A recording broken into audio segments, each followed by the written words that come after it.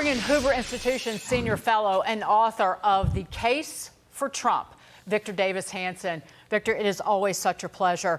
I listen to these people in the left-wing universe, and I think of the danger lurking therein, and you wrote about that very thing. They will lick their wounds and reemerge as soon as they possibly can to start the hunt for Trump and all of his supporters all over again.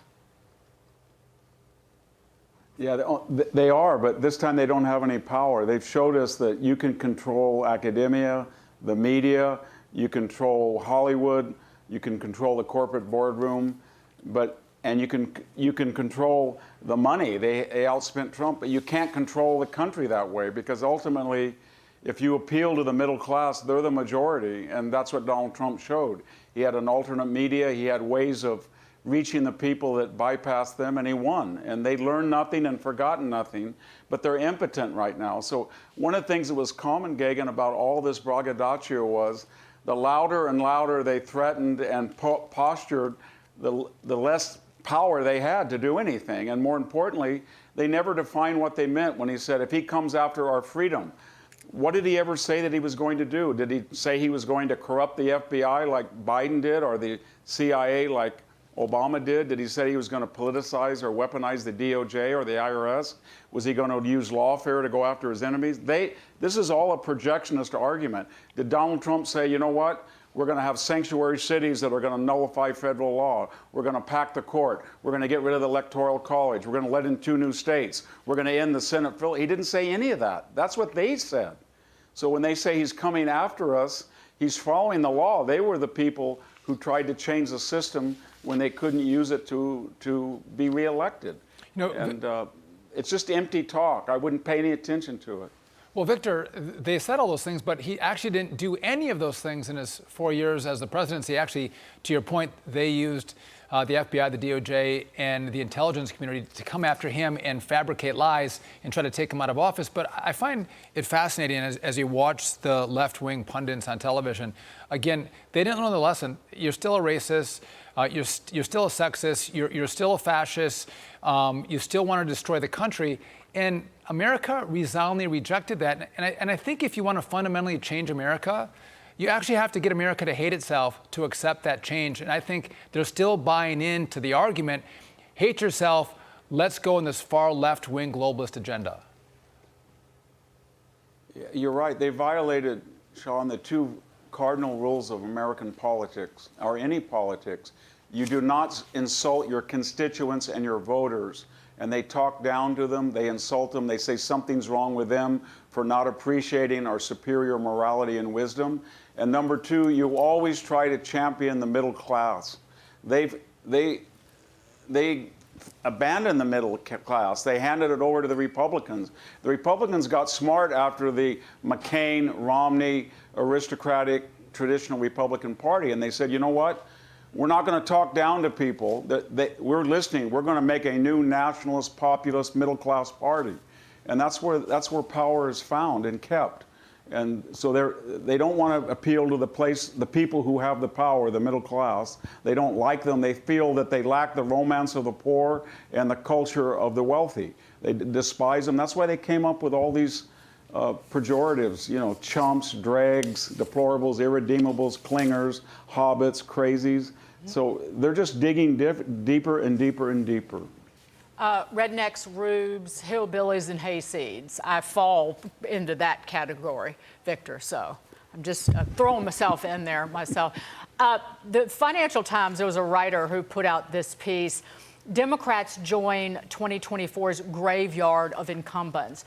And this writer tries to lump what happened to Kamala Harris and crew in with the Tories in Britain, Emmanuel Macron's Ensemble coalition in France, Japan, and even India. And this was across 10 major countries.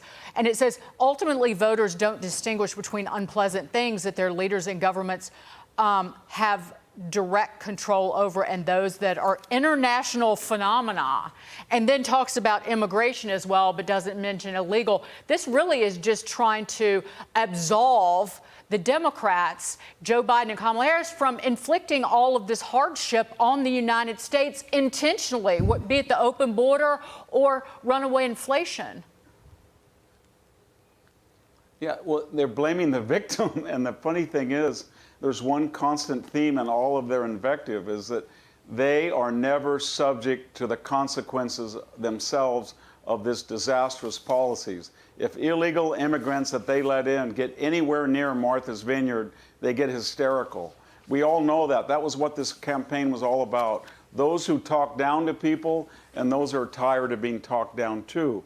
And that's all out there for them to learn that lesson. But if they don't want to learn it, and they want to insult people, and they want to cater to the wealthy and cater to the subsidized poor, they will never have power again. And Kamala Harris is headed to a Mike Dukakis comfortable retirement that's going to be completely irrelevant. And so is Tim Walz. They're irrelevant now. They're has-beens, ossified, calcified. So, Victor, let's go back to last Tuesday. Let's look at Gen Z's role in this election. Watch. To the young people who are watching, it is. I love you guys. I love Gen Z. By the way, I love Gen Z. I just love Gen Z. Gen Z, I love Gen Z. I love Gen Z. Oh, you guys are terrific.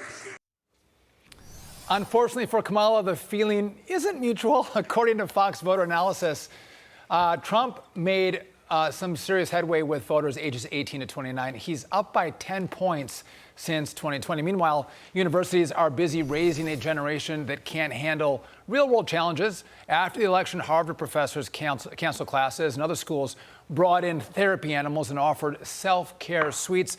You know, Victor, you know this group fairly well, and again, we're raising a generation of coddled, soft kids who are liberals.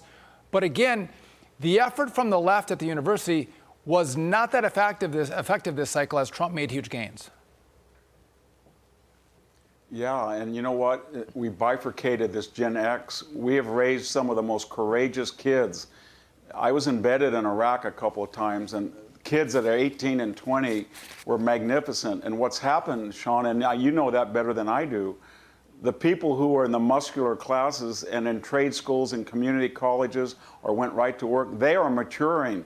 They're worried about how they're going to, you know, pay their grocery bills. They're not the idle rich as kids.